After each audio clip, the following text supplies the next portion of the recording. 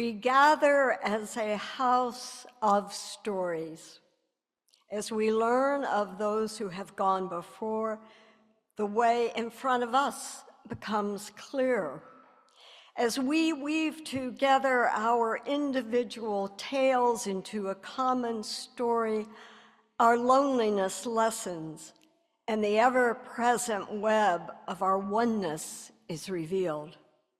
As we listen deeply to each other's difficult stories with tenderness and trust, we descend into the longings and learnings, the hopes and fears of the humanity we share. Beneath the wells from which we drink, there is a deeper well that feeds them all. Come, let us tell each other tales of our thirst. Let us drink from the stories that sustain us. Those opening words by Reverend Scott Taylor. Our service today is about finding and living who we are, so what could be better for an opening hymn than number 118 in the gray hymnal, This Little Light of Mine. I invite you to rise in body or spirit.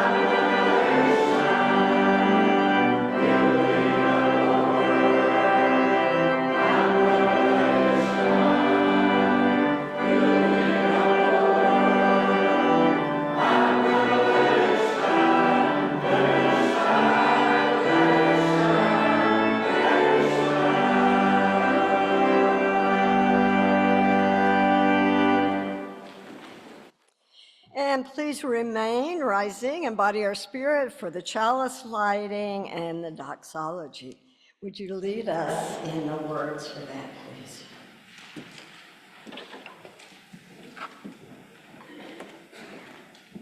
Let this flame be to us a symbol of the wholeness we seek. Its brightness dispelling gloom, lighting a path to faith and hope. Its glow reminding us of the sacred bonds that link us to all living things. Its radiance calling us to cast the light of freedom, justice, and peace on all the world.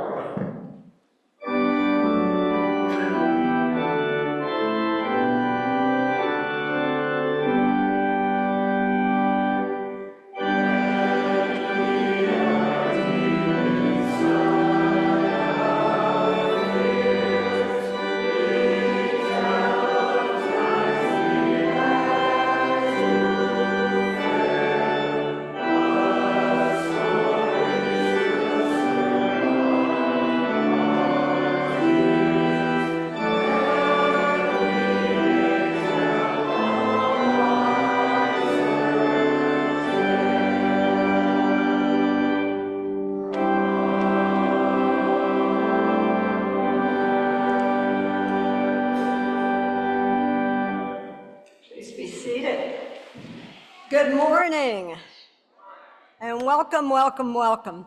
I am the Reverend Susan Milner. My pronouns are she, her, and hers, and it is my honor to serve as interim minister to this wonderful congregation.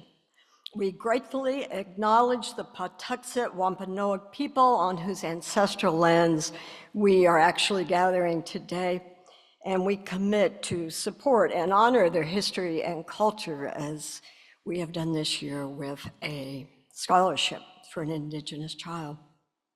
We welcome all of you, members and friends, newcomers, visitors, those of you in the room and those of you with us online today, whoever you are, wherever you are on your spiritual journey, whatever your age. For this 1 hour, we want you to feel like you belong to this congregation. And if being welcome, if people being glad that you're here makes you feel like you belong, then hopefully you will, because we are so glad to have you. Everyone is invited to get a cup of coffee in the hall following the service. It's through that door, through the parlor, and down at the end. If you're visiting, and if you take a red mug, we will know you're a visitor and be able to offer you a warm First Parish greeting. I'm so delighted this morning to welcome Al Green, who's the ministry director for the Asylum Task Force and is going to do our share of the plate offering, and Cindy Wilson will introduce him further in just a few minutes.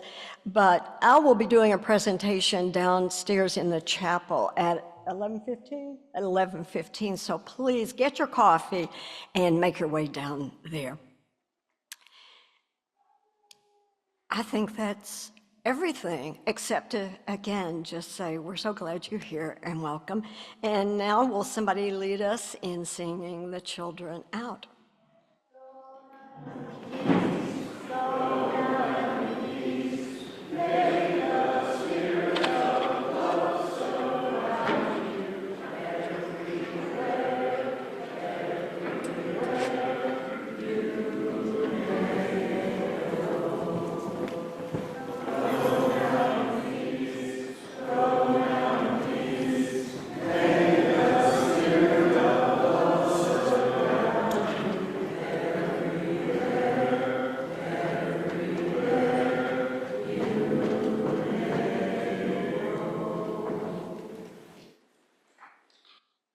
Our theme this month is story.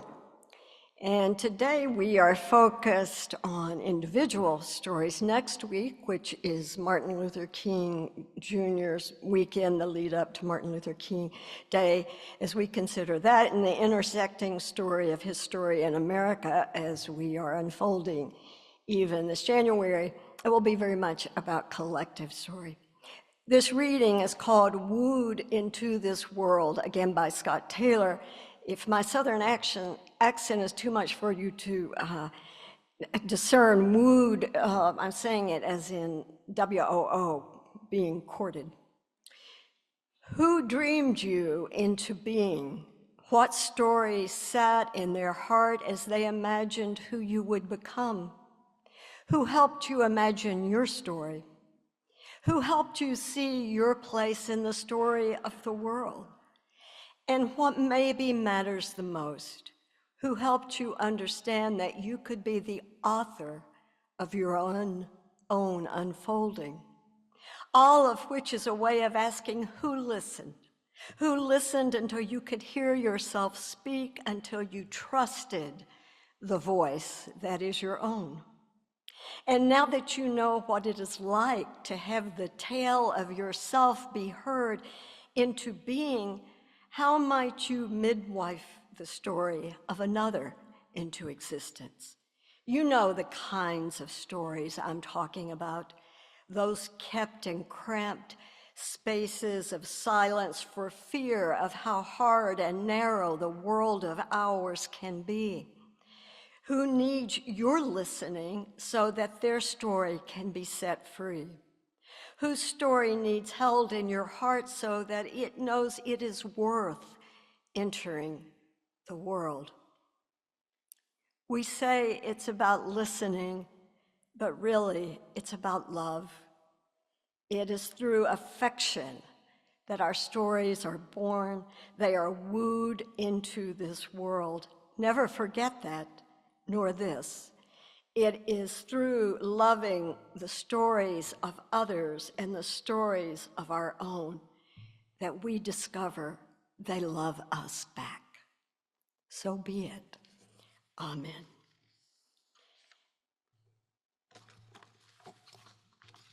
Cindy Wilson.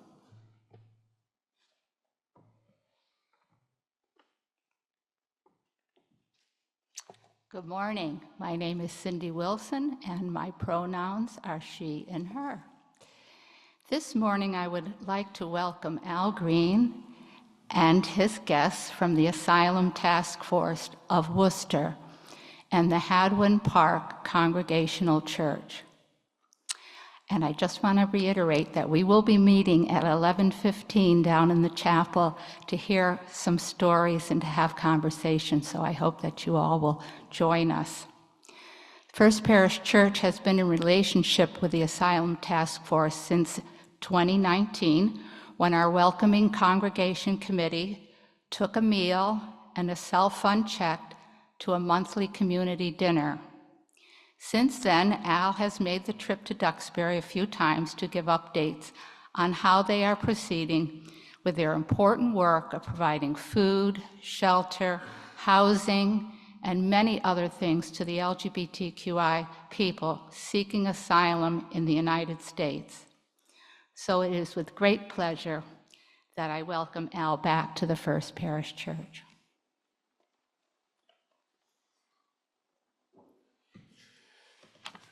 Good morning, and thank you, Cindy, for the introduction. So, as Cindy mentioned, the LGBT Asylum Task Force and Ministry of Hadwin Park Church in Worcester, we've been around since 2008, providing housing and connection to pro bono lawyers, food, help with opening a bank account. We have workshops on a whole host of topics as well, from knowing what your rights are as asylum seekers to how to get a driver's license, how to find an apartment, how to find a job. We've grown out of the original scope, which was just to provide housing. This started really just by chance, just as a church opening the doors, as many of us do when there is need. An asylum seeker from Jamaica came to us in need of spiritual support because he had serious doubts as to whether God loved him as a gay man. And our church got together and provided love, spiritual support. And then in doing that, we also found out about the other issues that he had in not being able to work, to support himself, to find housing, to pay for food. And so we started just by helping that one person. And since then, we've helped over 400 people from almost 40 different countries. Today, it's still illegal to be LGBTQ in 64 countries at the moment. And at any given time, we're housing up to 40 asylum seekers. Now, this past year has been extremely difficult for us.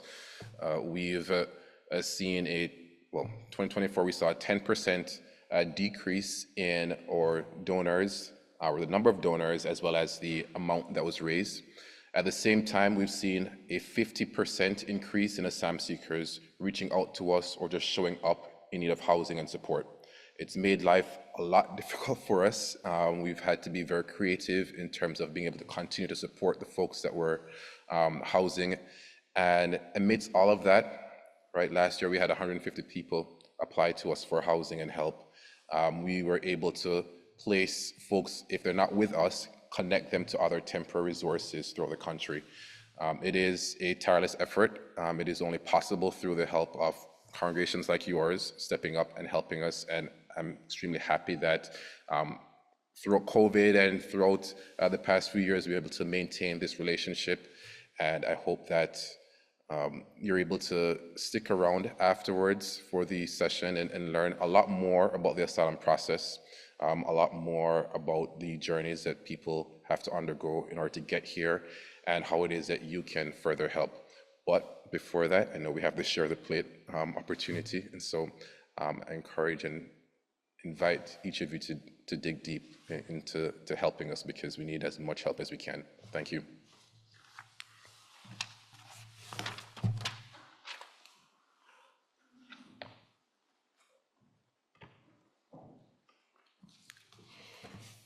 Even as we see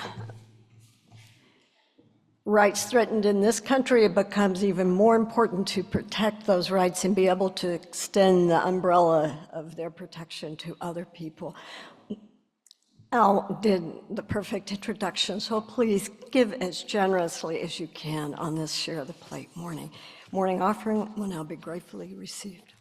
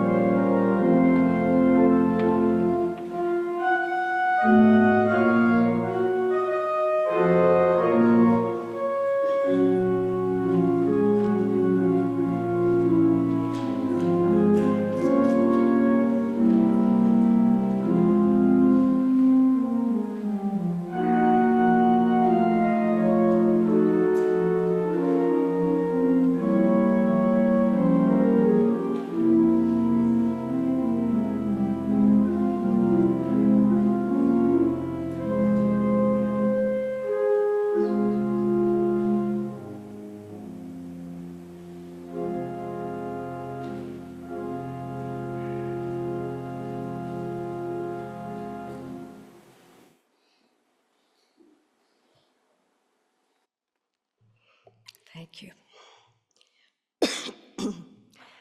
A second short reading for the day by an author many of you know, Joy Harjo. At some point, we have to understand that we do not need to carry a story that is unbearable. We can observe the story, which is mental, feel the story, which is physical, let the story go, which is emotional, then forgive the story, which is spiritual, after which we use the materials of it to build a house of knowledge. Would you join, please, in a spirit of prayer and meditation, attention to the sacred intention of our inner being. Spirit of life and love, when we pause to remember who we are, companions on this grand experiment called life.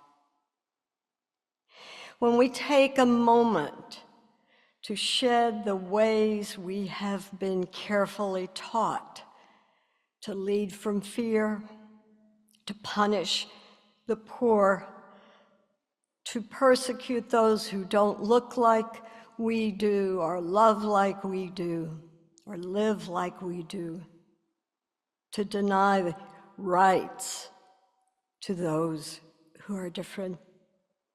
When we take a moment to shed all of that and hear our stories hear and see each other into existence, into community, when we answer the call of love, O Spirit, then we are living into the promise of building the world that we dream about. In this spirit, we commit. In this spirit, we gather. In this spirit, we pray. And in this spirit, let us enter into a moment of sacred silence.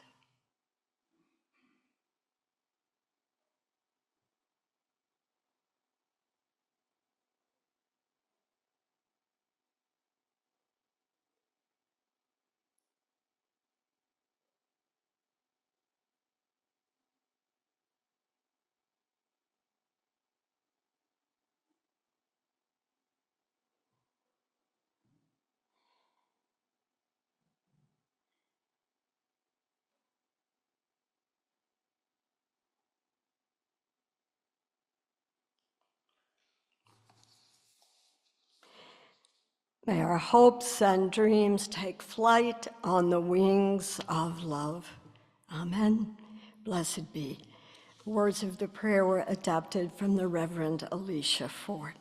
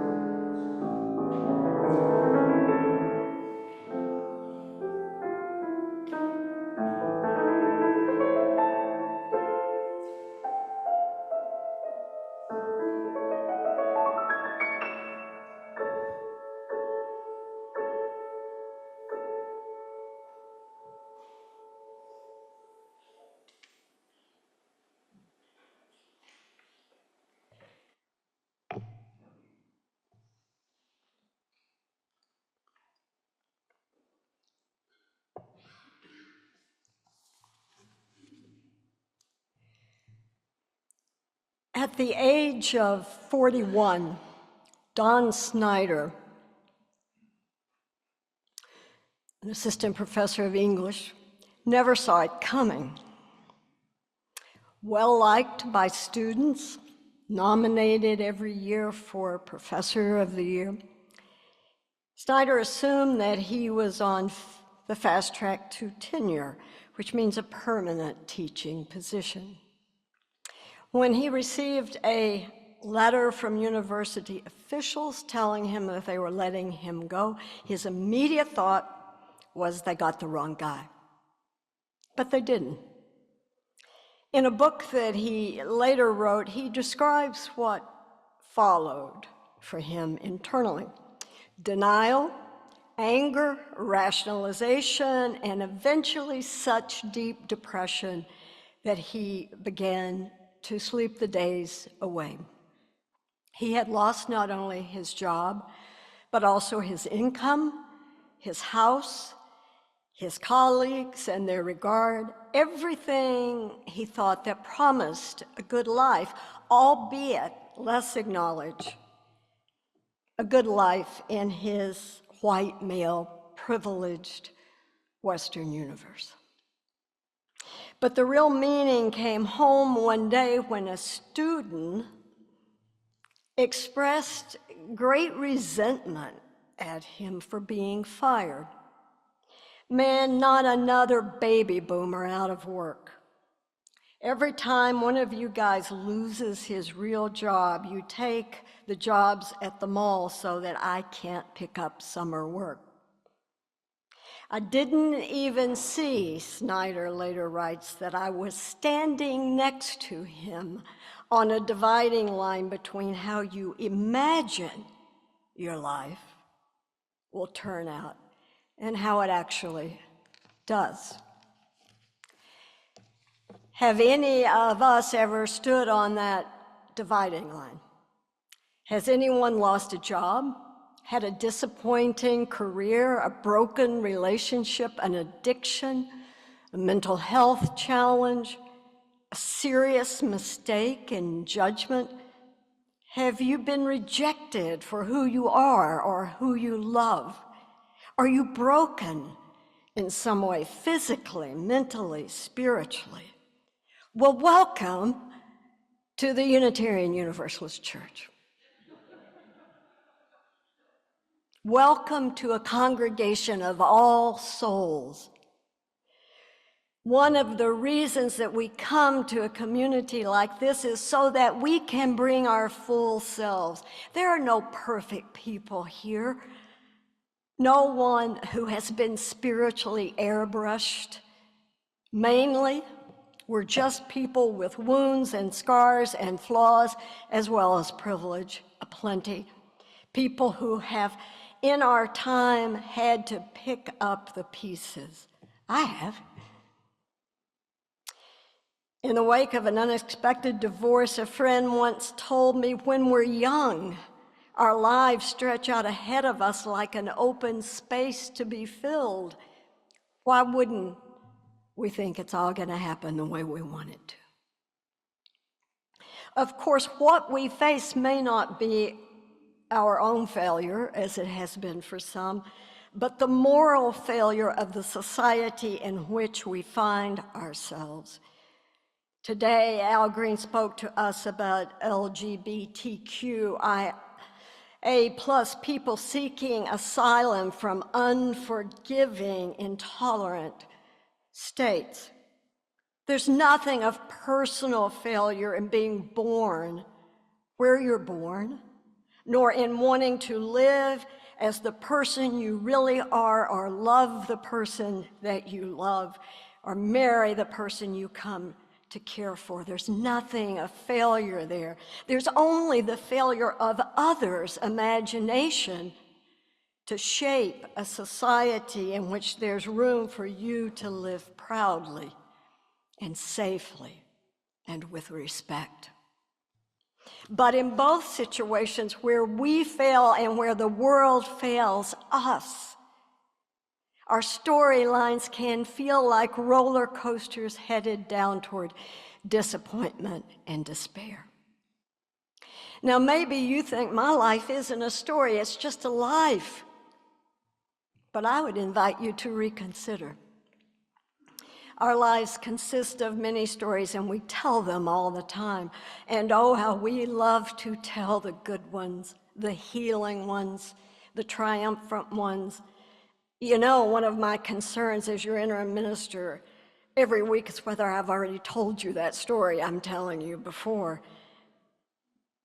But people gather in religious community in part to find and to hear the hopeful stories and the meaningful stories, because those are as necessary to the spirit as food is to the body.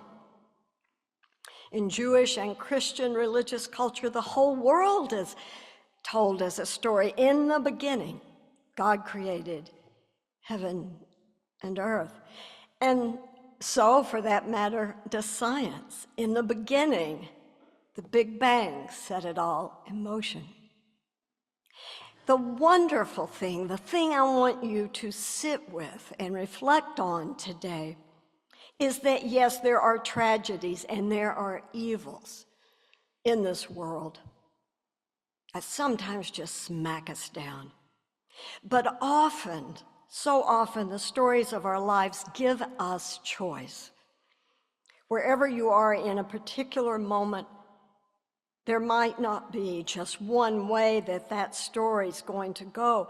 Adrienne Marie Brown writes, "We all have stories we live by that are not fixed truths. They're just old scripts we follow without realizing it. I'm not capable of doing that. I'm not good enough. This is going to happen. This is not going to turn out well." The point isn't to force yourself to love every rainy day or magically turn into an extrovert, she writes. It's about creating space to question the stories you've been living by and experiment with something new. You're not committing to anything forever. You're just saying, what if? What if? In our free Unitarian Universalist faith, we have long been committed to the notion of free will. The world can be decidedly unkind to us. We can be very flawed beings, we are, but we have agency. We can learn, we can make choices. Tragedy and evil aside, we are not bound to the endings that others would write for our storylines. That was hard for Don Snyder to learn when he received rejection after rejection as he searched for a new teaching job. He felt his very value as a human being disappear. And so he fled with his wife and 4 children to a cold, drafty, rented house in Maine, where he and his son would search for coins and where they used food stamps at the Safeway to survive. Snyder also fell into deep depression, shutting himself away in a cold room all day. But as is often the case, it is other people who start to shake us out of our storyline, who woo new understanding from us. The one thing Don Snyder looked forward to was a time in the evening when the entire family would pile into a big bed in a freezing cold room and listen to stories. And he began to have a glimmer. Even without owning a home or having colleagues or being able to call himself this or that, even in the face of failure by society's terms, he was a man who loved his partner and his kids, a person who had something to give that no university could take away. He writes about going outside and looking at the stars in the dark Maine sky one night. How small we all are in the darkness, and how ferocious our urge to light our way. Sometimes we don't even know the weight of what we're carrying in the need to claim and reclaim our lives. Reclaiming our lives means stripping away the measurements that society uses to gauge our worth in saying, here's what I am in my heart and soul, what I was given to be, and I will do it wholeheartedly. Think how vital that is to you and to people you know, individuals who need to live as the gender they've long known themselves to be, want to claim their real lives. People who learn differently from the way school says they should, or those who come smack up against the expectations of others. Those who love, whom they have to love, all want to claim their real lives, and we must do it for our spiritual survival. As a Universalist, I believe that everyone is a child of God and that divinity wants us to be who we are given to be. According to Brene Brown, when we deny our stories and disengage from tough emotions, they don't go away. Instead, they own us, they define us. Our job is not to deny the story, but to defy the ending, to rise strong, recognize our story, and rumble with the truth until we get to a place where we can think, yes, this is what happened. This is my truth, and I will choose how this story ends. As Don Snyder moved through discouragement and self-blame and self-loathing, he began to find what he respected in people who had fallen on hard times or been born to hard times and lived with dignity. He and his son started collecting golf balls that went astray on a golf course until eventually Snyder went and asked for a job there. It didn't last long, but he did meet Cal, a man who had been a groundskeeper there for 15 years, who would walk with him and his son and point out flocks of geese flying or teach them how to investigate animal tracks. Snyder was struck by Cal's respect for his own work and wonder at the natural world. Of course, most stories have more than one crisis, and so it was for Snyder. One afternoon, the tip of his daughter's finger was ripped off in a car door. Fortunately, a surgeon was able to restore the girl's finger, but Snyder desperately wanted to be able to pay the doctor what he owed him. So he ran back to a huge, fancy house that was being constructed near the coast that he had seen that morning, and which, when he had seen it, filled him with resentment at the luxury that some people have. And this time, he asked for a construction job. Larry, the supervisor, told him to come to work the next day and bring his carpenter's belt. Snyder had never done a day's carpentry or construction, rushed off to Kmart to buy one. And the next morning, he stood on a ladder a step below Larry, who was shouldering a heavy beam that he was ready to attach. But only when Larry asked for nails did Snyder realize he was supposed to have tools in his belt. It was only one of many such mistakes, but Don Snyder found reason to take hold of his narrative. He discovered that Larry took home less pay than he might in order to pay his workers a decent wage, a revelation to him. And Larry kept finding jobs for Snyder even when he made mistakes. Immersing himself in the dignity of the work, he saw that his whole life he had been running from his poor working class roots, from houses that weren't nice enough, from people's disapproval, from a society determined to define his worth in material terms. By the time he wrote the book, Snyder had become a house painter, and he had achieved peace. He wrote, "I'm just a man who paints houses for a living and doesn't try to become something else and doesn't judge others and who lays down his tax money willingly because he can afford to help people who can't find their own way.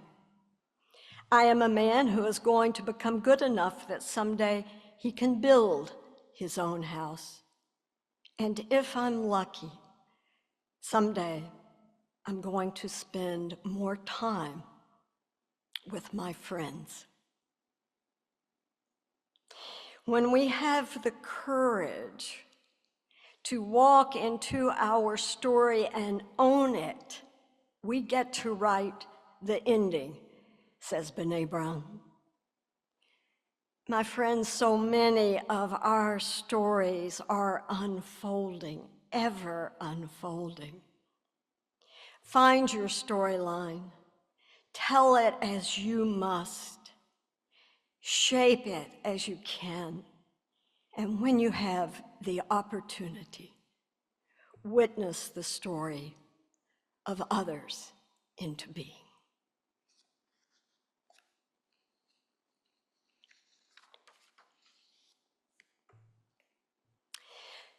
I invite you to rise in body and spirit, turn to number 1007 in the Teal hymnal supplement, the Teal book, and we're going to give, it's a lovely hymn. I don't know if you've sung it. We're going to give it a try. Put your heart into it.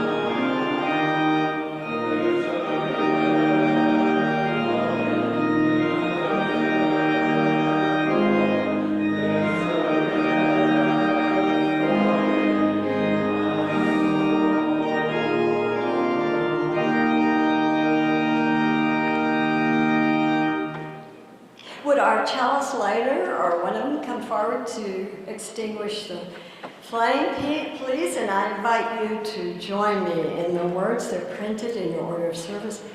We extinguish this flame, but not the light of truth, the warmth of community, or the fire of commitment. These we carry in our hearts until we are together again. May we have the courage to speak or write the stories within us that need to be told, the stories that make up our lives. May we listen with a loving mind and heart to the stories of others' lives, others here in this church, and others in our wider community and world. In the name of all that is sacred in these gathered hearts, may it be so. Amen. Adapted from Sherry Woodbury.